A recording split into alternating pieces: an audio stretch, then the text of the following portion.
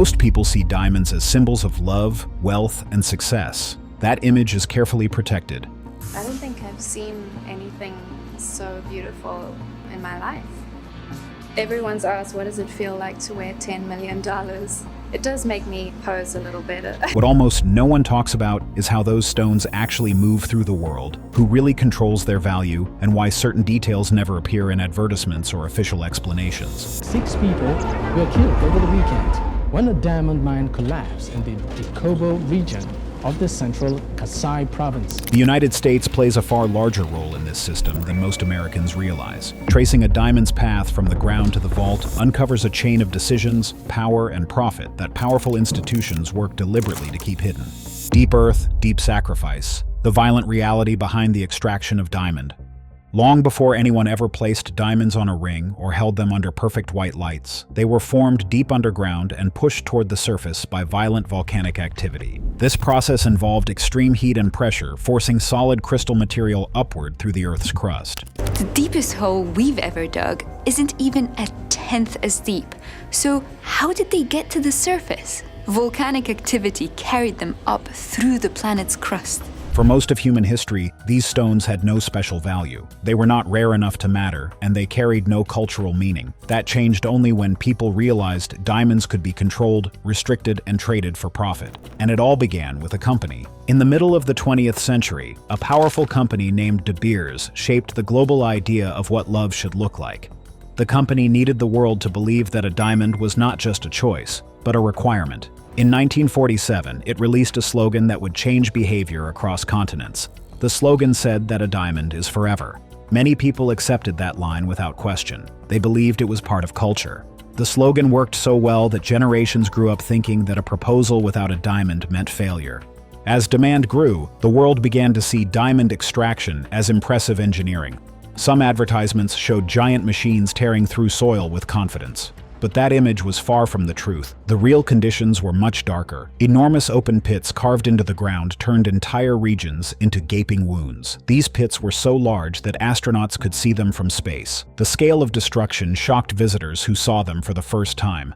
Workers who entered these zones faced danger every minute. Dust filled the air so heavily that people often worked with burning lungs. Rock walls shifted without warning. A sudden tremor could send tons of stone crashing down. Underground mines offered even more terror. Some tunnels dropped to depths of 800 meters. People who worked there entered cramped passages where heat pressed against their bodies, and the air felt thin. The deeper they went, the greater the risk. Machinery rattled constantly. Bolts could fail without any sign. One malfunction could turn a narrow tunnel into a death trap. Workers learned not to trust the ground beneath their feet. Many knew that a single broken cable or a moment of silence in the ventilation system might be the last thing they ever heard. Beyond industrial sites, the situation for small-scale miners became even more desperate. Entire families dug in loose soil near riverbeds. They did not have protection or equipment. They used bare hands and simple tools because they had nothing else. Many of these areas collapsed with no warning at all. Mud swallowed workers so fast that rescue was almost impossible. Children were often sent into the pits because their bodies were small enough to fit into tight spaces adults could not reach. They crawled into unstable holes to feel through mud and rock for stones. Families did not do this out of choice. They did it because missing a single day of digging meant no food. Finding one small diamond could keep a family going for a short time. That same stone would later appear in polished displays in wealthy countries, completely disconnected from the conditions it came from. Even the well-funded operations were not free of cruelty. Some companies controlled information by hiding injuries. They wanted the outside world to believe everything was safe. Reports were altered to protect profits. Some mines hired private guards who carried weapons. These guards patrolled the area and dealt harshly with people who stepped out of line. The entire system depended on removing enormous amounts of rock for very little reward. Hundreds of tons of earth produced only a few grams of real diamonds. The high price of diamonds did not come from the natural scarcity of the stones alone. It came from the human cost, the financial cost, and the strict control of supply. Every step in the process was designed to maintain that control. Yet the danger of the mines was only the beginning. Some regions carried an even more chilling truth. The ground did not simply take lives, it held onto them. People vanished in those depths. And what happened to the missing workers is far more disturbing than any collapse or accident. The workers who never return home. The world hears about diamond mine accidents that make the news, but the worst danger is not the deaths that get reported. Mining accident. There's mine number 7 has claimed at least 1 life. 2 workers have been killed and another seriously hurt in a mine explosion in the states. At least 30 gold miners in Afghanistan have been killed after the tunnel they were digging collapsed. The worst danger is the deaths that never appear in any report at all.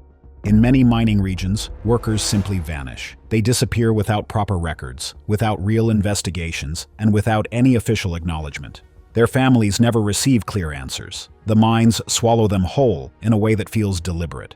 Some workers disappear during tunnel collapses. When underground passages cave in, companies sometimes claim that rescue attempts would be too expensive or too dangerous to justify. Entire tunnel sections are sealed off without any search for workers who may still be trapped inside. In other cases, deaths are hidden deliberately. Waste rock piles are massive heaps of rock and dirt that are removed during mining because they do not contain diamonds or valuable material. These piles are often dumped near the mine and can grow as large as small hills. In some operations, workers who die during accidents are buried inside these piles, so their deaths do not have to be officially recorded. By doing this, companies avoid inspections, legal investigations, and audits that could expose unsafe working conditions. Families are then told that the worker left the job or never returned after a shift. Many families know this is false. They know their loved one did not walk away from the mine and that the truth was intentionally hidden. Informal security forces create a deeper level of fear. These groups are often made up of men who hold weapons and follow no rules. They do not answer to government officials. They answer only to the people who pay them. When a worker is accused of stealing a diamond, even if the accusation is false, the guards take them away for questioning. Questioning in these areas means violence. Many workers who are taken never return. People living near the mines whisper about shallow graves hidden near fences. They talk about bodies thrown into abandoned shafts because the shafts are deep enough to hide anything. These places are controlled by private companies or local militias. Outsiders rarely gain access. When journalists come to investigate, they are pushed out, threatened, or forced to leave before they can ask too many questions. Record keeping becomes a tool for the cover-up. Missing workers are marked as terminated. Some are marked as people who left the job willingly. These quick changes erase the evidence within seconds. Families who demand answers face threats. Some are told that pushing too hard could lead to trouble with authorities. Others are told to be grateful they are not accused of stealing themselves. In regions where law enforcement is weak or corrupt, mining companies and armed groups hold all the power. They decide what is true. They decide who is guilty. They decide who disappears. These events are not rare or isolated. They form an ongoing pattern that hides the real human cost of diamonds. These disappearances protect the steady flow of stones to the world market. They keep profits stable, they keep investors confident, and they keep the victims out of sight forever. Yet these disappearances are only one piece of the darkness, because when diamonds fall under the control of armed groups, the violence breaks into the open, and once that happens, the terror grows in ways that are impossible to hide and impossible to ignore. Blood on the carrots. The terrifying world of conflict diamonds. In several African regions, diamonds did not just cause violence, they created entire wars that fed on human fear. Rebel commanders discovered that these stones were perfect tools for power because they were small, easy to hide, and valuable in every black market. And once rebels understood this, they took over mining zones with ruthless force. Civilians were dragged from their homes and pushed into the dirt while armed men watched them work. The soldiers controlled every breath inside those pits. Anyone who slowed down faced savage beatings. Anyone who refused to dig faced mutilation or death. Fear kept the mines running. People worked because they wanted to live long enough to reach the end of the day. Villages once filled with families were emptied overnight. Rebels needed full control of the riverbeds that carried diamond-rich gravel. They forced entire communities away from their land. This happened most violently in places like Sierra Leone and Angola. The diamonds taken from these regions were used to buy rifles, ammunition, and foreign fighters who strengthened the rebel armies. Every stone pulled from the ground helped fuel wars that lasted for years and destroyed millions of lives. And the diamonds did not stay in the hands of the rebels for long. They moved through secret trading routes that spread across borders that barely had guards. Smugglers hid the stones with skill learned from years of practice. They mixed the conflict stones with clean stones so no one could separate them later. Middlemen accepted the diamonds without asking any questions. These middlemen protected the money flow because the money protected them. By the time the stones reached international dealers, all signs of violence had been scrubbed away. Jewelers in wealthy nations placed the diamonds into bright displays and treated them like harmless luxury items. Many dealers claimed they did not know where the stones came from. Many others simply did not want to know. The system worked too well because one small stone carried enormous power. A diamond that fit inside a child's fist could pay for enough weapons to strengthen an entire militia. Rebel groups did not need official banks or documents. They needed only diamonds. The stones became their currency, their lifeline, and their weapon. The world tried to fight this with something called the Kimberley process. This system promised to block conflict stones with certificates that claimed the diamonds came from safe regions. The idea sounded strong and reassuring on paper, but in reality, the system leaned on weak border checks and paperwork that was easy to forge. Inspectors lacked the strength to track every shipment. Smugglers learned the new rules within days and adapted their routes. The conflict stones stayed inside the global supply. They continued moving because people continued buying. Meanwhile, the United States soon became the largest consumer of polished diamonds. This meant the stones flowed toward American markets with steady speed. This connection between American demand and global suffering is rarely acknowledged, but it becomes even more disturbing when you examine how corruption allows illegal stones to blend effortlessly into the legitimate market. The smuggler's highway, corruption, laundering, and the hidden gateways to America. The diamond trade often operates in places where official power is weak and where money can move freely without anyone asking questions.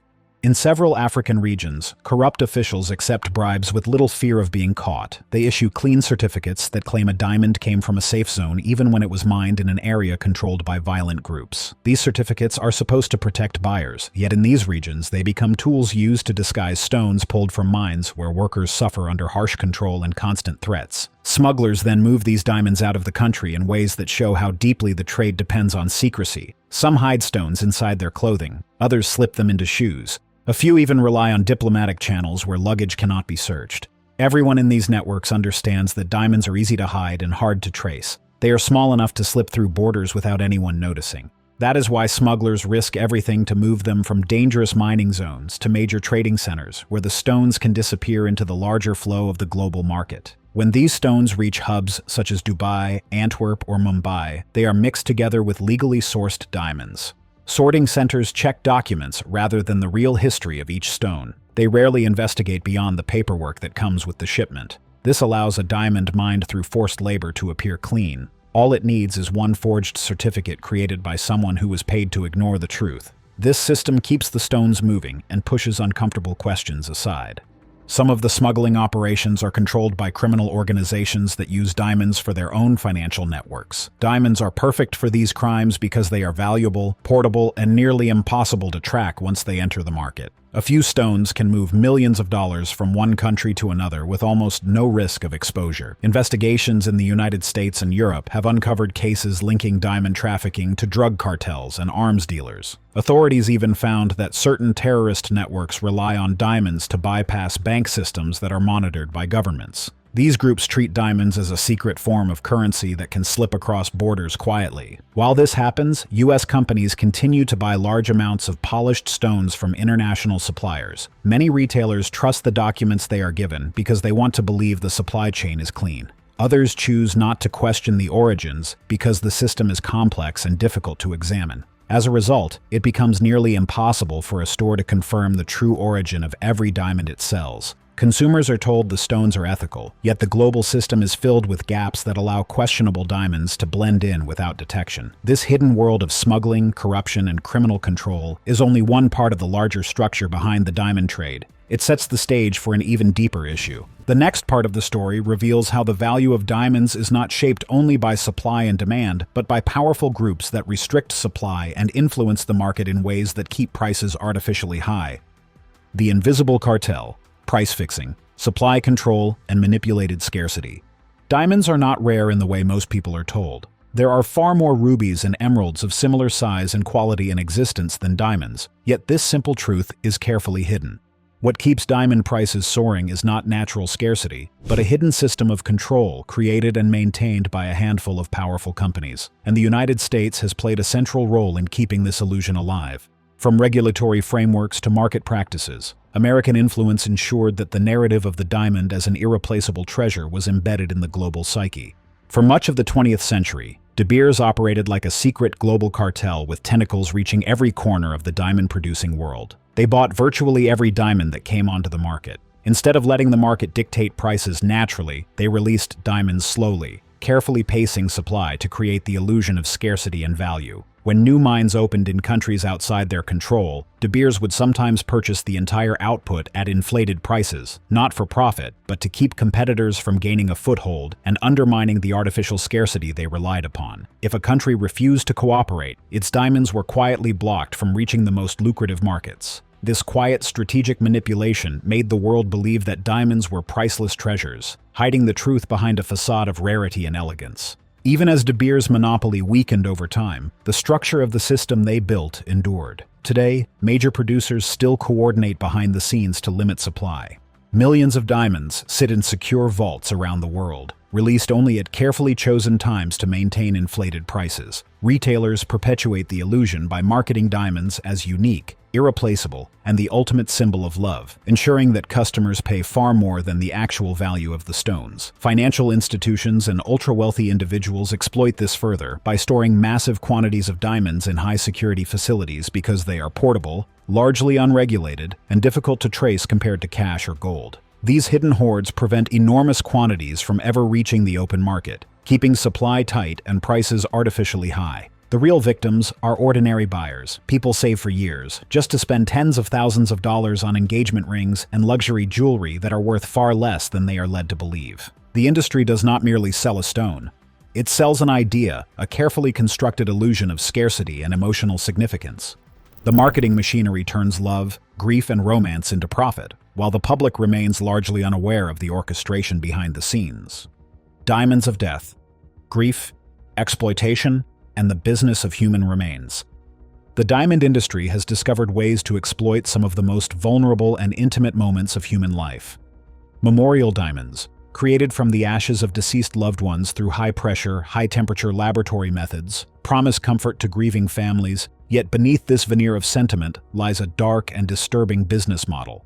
While the production costs for these diamonds are relatively low, the market price is often significantly higher than for naturally mined stones, exploiting emotional vulnerability for maximum profit. Some companies aggressively target mourning families, framing the purchase of a memorial diamond as a sacred obligation or a final act of love and remembrance. Critics warn that these companies profit directly from grief, transforming private sorrow into a commodity sold for thousands of dollars. Horror stories emerge of families whose ashes were mishandled or never used, replaced by generic lab-grown diamonds without consent or disclosure, leaving grieving relatives betrayed. Weak, inconsistent regulations and cross-border operations make accountability difficult, allowing some businesses to operate without meaningful oversight or consequences. Proponents of natural diamonds argue that mined stones carry more authentic meaning, but this too is a carefully constructed marketing narrative. Whether mined or manufactured, the intrinsic value of the stone is almost entirely artificial, dictated by branding, perception, and emotional manipulation.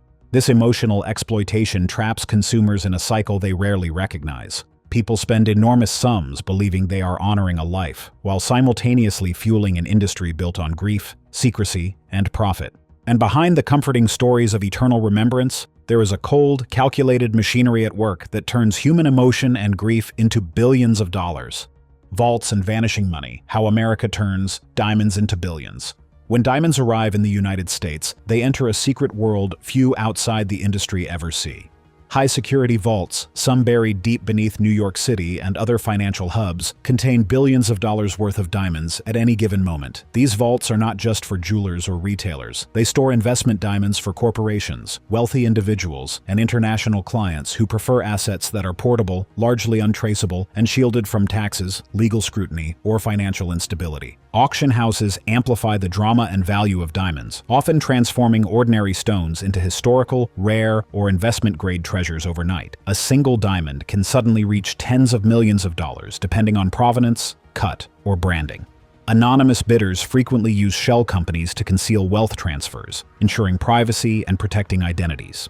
In some cases, diamonds are used for political maneuvering, international wealth transfers, or even illicit activity, as they thrive in the gaps created by regulation, secrecy, and human desire for security and status. The combination of anonymity, marketing mystique, and financial strategy makes diamonds uniquely suited to this shadow economy. Even everyday retailers play their part. A diamond purchased wholesale for $2,000 can easily be sold to a consumer for $8,000 or $10,000 with little resistance. Shoppers are influenced by marketing, social expectation, and the illusion of rarity, as they rarely question the artificial mechanisms of maintaining high prices. Millions of carats are stored in vaults worldwide, deliberately withheld from the market to ensure scarcity while inflating value. The American diamond market operates as a vast machine for extracting profit from desire, manipulation, and secrecy. Behind the sparkling displays in jewelry stores lies an unseen network of control, greed, and strategic withholding. The industry relies on human emotion, artificially manipulated scarcity, grief, and clandestine financial practices to generate billions annually. Every polished diamond, glittering under display lights, conceals the realities of hidden vaults, controlled supply, and orchestrated perception, proving that the sparkle of a diamond is not simply a reflection of beauty, but also a mirror of wealth, power, and the quiet mechanisms of a meticulously engineered market built on secrecy and human psychology. Make sure to click the cards on the screen now for more interesting videos.